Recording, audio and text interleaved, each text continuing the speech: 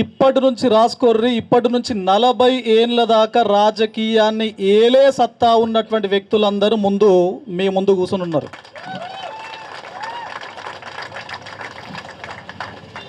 నా ముందు కూర్చున్నటువంటి, నా పక్కన ఉన్నటువంటి నిరుద్యోగ మిత్రులకి, అదేవిధంగా ప్రతి సభలో నేను మాట్లాడుతున్నప్పుడు లేదా సభ జరుగుతున్నప్పుడు నిరుద్యోగులు అనగానే, వాళ్ళకు సంబంధించినటువంటి ఏ చిన్న అంశం అనగానే ఇంటెలిజెన్స్ మిత్రులు కూడా రావడం జరుగుతూ ఉన్నది. వాళ్ళకు కూడా దయచేసి ఇంత బాగా, ఇంత కట్టుదిట్టంగా, ఇంత జెన్యూన్గా, ఇంత డిటర్మినేషన్, డెడికేషన్తో జరుగుతున్నటువంటి ఈ సభకు సంబంధించినటువంటి సమాచారాన్ని దయచేసి ఇంటెలిజెన్స్ మిత్రులు ప్రభుత్వానికి చేరవేసే ప్రయత్నం చేయండి.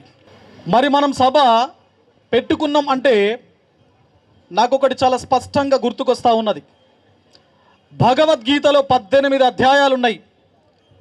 అందులో 2వ అధ్యాయం ఏం చెప్తా ఉంటుందంటే, బ్రీఫ్గా సరైన జ్ఞానం అన్ని సమస్యలకు అంతిమ పరిష్కారం అని చెప్పేసి చెప్తా ఉంటుంది. సరైన జ్ఞానం అన్ని సమస్యలకు అంతిమ పరిష్కారం. మరి రాష్ట్ర ముఖ్యమంత్రికి సరైన జ్ఞానం గనక ఉంటే ఇందిరా పార్క్ దగ్గర ధర్నా జరిగేదా? మరి సరైన జ్ఞానం లేదు కాబట్టే ఇందిరా పార్క్ 24/7 365 డేస్ బిజీగా ఉంటా ఉన్నది. ఎంత దారుణం, ఎంత దౌర్భాగ్యం. మరి దీనికి ఏ విధంగా బీజాలు పడ్డాయి? మనం అందరం కలిసి చర్చించుకోవడానికి ప్రధానమైనటువంటి మూల కారణాలు ఏంటి అనేది చాలామంది నిరుద్యోగ మిత్రులు విత్ స్టాటిస్టికల్ ఇన్ఫర్మేషన్తో మీకు చెప్పే ప్రయత్నం చేశారు. మీకు తెలియంది కూడా కాదు, మీ అందరికీ తెలుసు. దీనికి ఎలక్షన్స్ ముందు నుండే చాలా స్ట్రాటజిక్గా బీజాలు పడ్డాయి. ఇంతకుముందు వెంకటేష్ మాట్లాడిండు, లైబ్రరీ స్టూడెంట్. లైబ్రరీకి వచ్చిండు రాహుల్ గాంధీ, ప్రియాంక గాంధీ అడ్రస్ చేసింది, మీరు మాకు సపోర్ట్ చేయండి, మన ప్రభుత్వం వస్తుంది, ప్రభుత్వం వచ్చిన 1 ఇయర్ లోపల 2 లక్షల ఉద్యోగాలను మేము భర్తీ చేస్తామని చెప్పేసి చెప్పింది.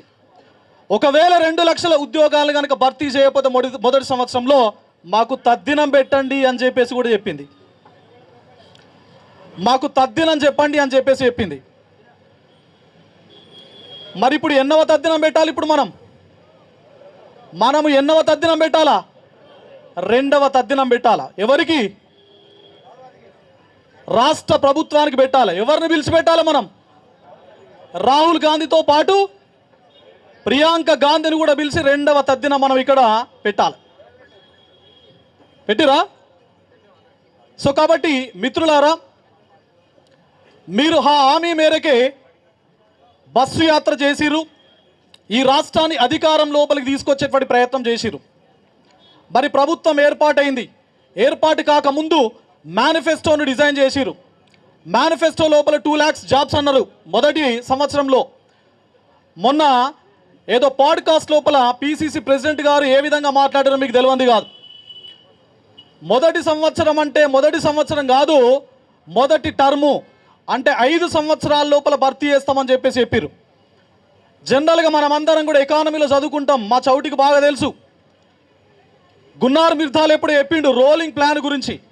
1 సంవత్సరం ప్రణాళికలు చేయాలా, దాన్ని అసెస్మెంట్ చేసుకోవాలి, మళ్ళీ నెక్స్ట్ ఇయర్ లోపల రోలింగ్ ప్లాన్ ఇంప్లిమెంట్ చేయాలని చెప్పేసి, ఎవ్రీ ఇయర్ అసెస్ చేయాలా, ఇంప్లిమెంట్ చేయాలని చెప్పేసి గున్నార్ మిర్ధాల్ చెప్తా ఉంటాడు. మేము చెప్పింది 1 year కాదు, మేము చెప్పింది మా ప్రభుత్వం కాంగ్రెస్ ప్రభుత్వం. ఈ దేశం లోపల కాంగ్రెస్ ప్రభుత్వం పంచవర్ష ప్రణాళికలు తీసుకొచ్చింది, నెహ్రూ ప్రభుత్వం. కాబట్టి మేము చెప్పింది 1 year కాదు, మేము చెప్పింది పంచవర్ష ప్రణాళికలు అని చెప్పేసి విధంగా గతం లోపల పిసిసి ప్రెసిడెంట్ గారు మాట్లాడారు. అంటే ఈ విధంగా ఉన్నటువంటి పరిస్థితుల లోపల ఇది ఇట్లా ఉంటే, ఉద్యోగాలు రాక మనం ధర్నాలు చేసుకుంటా ఉంటే, ఇంకొక వైపున ఏం జరుగుతూ ఉన్నది? 2 ప్రధానమైనటువంటి ప్రాసెస్లు జరుగుతూ ఉన్నాయి. వాటిని మీరు ఎవ్వరు కూడా పట్టించుకోవట్లేదు. సూపర్ యాన్యువేషన్ ఏజ్ను పెంచబోతున్నది, చర్చలు జరుగుతున్నాయి ప్రభుత్వం. అంటే ఉద్యోగులకు సంబంధించి పదవీ విరమణ వయస్సును పెంచబోతున్నారు. అంటే పదవీ విరమణ వయస్సును పెంచితే ఎవరికి నష్టం? ఎవరికి నష్టం? నిరుద్యోగులకు నష్టం ఉంటుందా ఉండదా? మరి దానిపైన ఫైట్ చేయాలా వద్దా? మనం నోటిఫికేషన్ల పైన నోటిఫికేషన్లు రావాలి అని చెప్పేసి ఎంత కసిగానైతే ఫైట్ చేస్తున్నామో, పదవీ విరమణ వయస్సును పెంచొద్దు అనేటువంటి ఉద్దేశంతో అంతే కసిగా మనం ఫైట్ చేయాలి. ఒకవేళ ఈ విధంగా వయస్సు పెంచుకుంటా ఉంటే, అంటే రిటైర్మెంట్ బెనిఫిట్స్, పదవీ విరమణ పొందినటువంటి ఉద్యోగులకు బెనిఫిట్స్ ఇవ్వలేక పైసలు లేవు అని చెప్పేసి పేరు చెప్పి మేము వయస్సును పెంచుతాం, డబ్బులు అడ్జస్ట్ అవుతాయి అని చెప్పేసి ఉద్దేశంతో ప్రతి ప్రభుత్వం ఈ విధంగా చేసుకుంటూ పోతే మనకి ఎక్కడి నుంచి ఉద్యోగాలు వస్తాయి?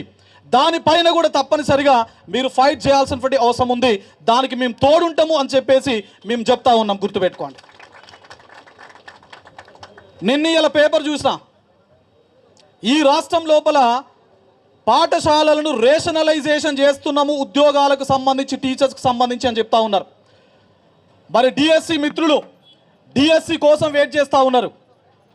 ఈ రాష్ట్రం లోపల 8,000 పాఠశాలల లోపల 16,000 మంది టీచర్లకు సంబంధించినటువంటి ఉద్యోగాలను రేషనలైజ్ చేయబోతున్నాం అని చెప్పేసి స్టేట్మెంటు పేపర్ లోపల వచ్చింది. మరి 24,200 పాఠశాలలు ఉంటే అందులో 16,000 పైచిలకు ప్రాథమిక పాఠశాలలు ఉంటే 1:30 అని చెప్పేసి ఒక ఫిగర్ను చెప్తున్నారు. యూడైస్ ప్రకారం 1:50 అని చెప్పేసి అంటా ఉన్నది. మరి రేవంత్ రెడ్డి గారిని, తొండల్ రెడ్డి గారిని డైరెక్ట్గా ఈ వేదిక నుంచి నేను క్వశ్చన్ చేస్తూ ఉన్నా. మన ఫ్యామిలీ మెంబర్స్ ఒక ప్రభుత్వ పాఠశాలలో చదువుకుంటే లేదా ఒక ప్రైవేట్ పాఠశాలలో చదువుకుంటే ఒక తరగతికి ఒకే టీచర్ ఉంటాడా, 3-4 టీచర్ ఉండాలా? ఒక సబ్జెక్టును ఒక టీచర్ చెప్తే 3-4 సబ్జెక్టులు ఉంటే ఎంతమంది టీచర్లు కావాలి మనకు? మరి 5వ తరగతి వరకు ఒకే టీచర్ ఉంటే సరిపోతుందా? మరి ఇట్లా ఒకే టీచర్ ఉండాలి 50 మంది 30 మంది అనేటువంటి రూల్ ఏదైతే ఉందో, సో దానివల్ల మొత్తం టీచర్లు రేషనలైజ్ అయిపోయి కంప్లీట్గా స్కూళ్ళు ఎత్తేసేటువంటి పరిస్థితి ఉంది. ఒకవైపున వైన్ షాప్లను బాగా పెంచుతున్నారు రెవెన్యూ జనరేషన్ కోసం, కానీ స్కూళ్ళ నుంచి రెవెన్యూ జనరేట్ కాదు కాబట్టి రేషనలైజేషన్ పేరుతో డిఎస్సి ఉద్యోగాలను కంప్లీట్గా బ్లాక్ చేసేటువంటి ప్రయత్నం ఈ ప్రభుత్వం చేస్తూ ఉన్నది. ఇది ఎట్టి పరిస్థితి లోపల కరెక్ట్ కాదు. నోటిఫికేషన్ వచ్చింది అంటేనే ఓటీఆర్ గుర్తుకొస్తుంది. మన గ్రామ పంచాయతీ సర్పంచ్ ఎన్నికలకు సంబంధించినటువంటి నోటిఫికేషన్ రాగానే 1 టైం రిజిస్ట్రేషన్ ఫ్రమ్ టీజీపీఎస్సీ అని చెప్పేసి ఒక న్యూస్ వచ్చింది. మళ్ళీ మున్సిపాలిటీ కార్పొరేషన్కు సంబంధించినటువంటి నోటిఫికేషన్ రాగానే మళ్ళీ ఓటీఆర్ను మేము ఎక్స్టెండ్ చేస్తున్నాం డేటును అని చెప్పేసి చెప్తా ఉన్నారు. మరి డైరెక్ట్గా మళ్ళీ చెప్తా ఉన్నా, మీకు తొండలంటే బాగా ఇష్టం కదా. మరి ఈ రాష్ట్రం లోపల 31 లక్షలు, ఇంతకుముందు మిత్రుడు చెప్పాడు, 31,50,000 మంది నిరుద్యోగులు ఆల్రెడీ టీజీపీఎస్సీ వద్ద రిజిస్ట్రేషన్ చేసుకుని ఉన్నారు. రిజిస్ట్రేషన్ చేసుకున్నటువంటి డిఎస్సి అభ్యర్థులు బయట ఉన్నారు, ఎస్ఐపిసి అభ్యర్థులు బయట ఉన్నారు. వివిధ రకాల ఇండిపెండెంట్ డిపార్ట్మెంట్స్ దగ్గర వివిధ రకాల అభ్యర్థులు రిజిస్ట్రేషన్ చేసుకొని ఉన్నారు. మరి వాళ్ళందరూ కలిసి ఈ రాష్ట్రం లోపల సుమారుగా 50 లక్షల పైచిలకు నిరుద్యోగులు ఉంటారు. మరి ఒక్కొక్క నిరుద్యోగి ఒక్కొక్క తొండని పట్టుకొని వచ్చి నీ లాగులో జొరిపియమంటావా అని చెప్పేసి అడుగుతా ఉన్నా. ఇదేం సంస్కృతి, ఇదేం సంస్కారం? అంటే పోరాటం చేస్తేనే మన హక్కులు వస్తాయి అనేటువంటి కాన్సెప్ట్ ఏంది అని అంటున్నా. ఎప్పుడో డాక్టర్ బిఆర్ అంబేద్కర్ గారు చాలా స్పష్టంగా ఒక మాట చెప్తా ఉంటారు, lost rights never regained by the begging, they are regained by the relentless struggle అని చెప్పేసి డాక్టర్ బిఆర్ అంబేద్కర్ గారు చెప్తా ఉంటాం. అడుక్కోవడం ద్వారా హక్కులు రావు, కోల్పోయినటువంటి హక్కులు మనం గట్టిగా పోరాటం చేయడం వల్ల మాత్రమే హక్కులు సాధించబడతాయి అని చెప్పేసి అంటూ ఉంటారు వారు. మరి ప్రతిసారి మీరు ఇచ్చినటువంటి హామీలు తుంగలో దొక్కి, మీరు చెప్పినటువంటి మాటలు తుంగలో దొక్కి, ఒక మంత్రి అంటాడు 50,000 భర్తీ చేస్తామని చెప్పేసి అంటాడు, ఇంకొక మంత్రి 60,000 అంటాడు, ఇంకొక మంత్రి 70,000 అంటాడు. మొన్న చూసిన ఒక వీడియో, ఒక మంత్రి 1,00,000 ఇప్పటి వరకు భర్తీ చేస్తామని చెప్పేసి అంటూ ఉంటాడు. అసలు స్టాటిస్టిక్స్ పైన, గవర్నమెంట్ అఫీషియల్ డాక్యుమెంట్స్ పైన మీరు ఏమైనా కొంచెమైనా వర్కౌట్ చేస్తున్నారా? ఎందుకు ఇలాంటి మాటలు మాట్లాడుతూ ఉన్నారు? ఎందుకు మైండ్ను డైవర్ట్ చేసేటువంటి ప్రయత్నం మీరు చేస్తూ ఉన్నారు? ఇది కరెక్ట్ కాదు. తప్పనిసరిగా నిరుద్యోగ యువత తిరగబడుతుంది. మీకు తెలుసో తెలియదో, గత ప్రభుత్వాన్ని మూలకు మంచమేసి ముసుగు పెట్టుకొని పండబెట్టిరు. మీరు ఈ విధంగా చేస్తే మిమ్మల్ని కూడా మూటగట్టి కొడంగల్ పంపించి మూలకు మంచమేసి ముసుగు పెట్టుకొని పండించే విధంగా కూడా ఇక్కడ ఉన్నటువంటి ఆంధ్ర నిరుద్యోగులు మీ పైన పోరాటం చేయక తప్పదు అని చెప్పేసి ఈ వేదిక ద్వారా మీకు నేను చెప్పదలుచుకున్నాం. కాబట్టి చాలామంది మాట్లాడవలసినటువంటి మిత్రులు ఉన్నారు కాబట్టి స్ట్రైట్గా మళ్ళీ చెప్తా ఉన్నాను. నోటిఫికేషన్లకు సంబంధించినటువంటి స్పష్టమైనటువంటి క్లారిటీ మీరు ఇవ్వండి. జాబ్ క్యాలెండర్ అన్నారు, జాబ్ క్యాలెండర్ ఇప్పటి వరకు ఇవ్వలేదు. రాబోయే బడ్జెట్ సెషన్ లోపల జాబ్ క్యాలెండర్కి సంబంధించినటువంటి స్పష్టత ఇవ్వండి. ఎలాంటి నోటిఫికేషన్స్ ఉన్నాయి, ఎన్ని వేకెన్సీస్ ఉన్నాయి, ఏ నెల లోపల ఇస్తున్నారు, ఏ నెల లోపల ఎగ్జామ్ పెట్టబోతున్నారు, ఏ నెల లోపల రిజల్ట్ ఇస్తున్నారు, ఏ నెల లోపల అపాయింట్మెంట్ ఆర్డర్స్ ఇవ్వబోతున్నారు అనే స్పష్టతతో జాబ్ క్యాలెండర్ను రాబోయే బడ్జెట్ సెషన్ లోపల మీరు తప్పనిసరిగా ఇంట్రడ్యూస్ చేయాలి అని చెప్పేసి ఈ సభా వేదికగా నిరుద్యోగుల పక్షాన నేను డిమాండ్ చేస్తూ ఉన్నా. ఒకవేళ బడ్జెట్ సెషన్ లోపల కనుక మీరు ఈ చర్య తీసుకోకపోతే 30 లక్షల మంది సెక్రటేరియట్ను ముట్టడిస్తారు అని చెప్పేసి ఈ వేదిక నుంచి మీకు స్పష్టమైనటువంటి సంకేతాలను నేను ఇవ్వదలుచుకున్నా. So thank you. ఎట్టి పరిస్థితి లోపల డిసప్పాయింట్ కావద్దు. భవిష్యత్ అంతా మనదే. కలిసి కొట్లాడదాం. మేమందరం కూడా మీతో నడుస్తాం, మీతో కొట్లాడే ప్రయత్నం చేస్తాం. Thank you one and all. Thank you.